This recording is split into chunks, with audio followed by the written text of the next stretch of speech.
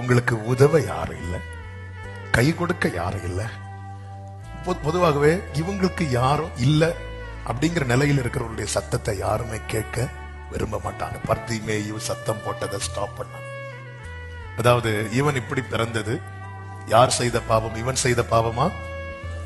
இப்படி பேசுறது மட்டும் அந்த பேரண்ட்ஸ் யாராவது வந்து கேட்டிருந்தாங்க, எப்படி நீங்க பேசலாம் கேட்டிருந்தா பேசியிருப்பாங்க.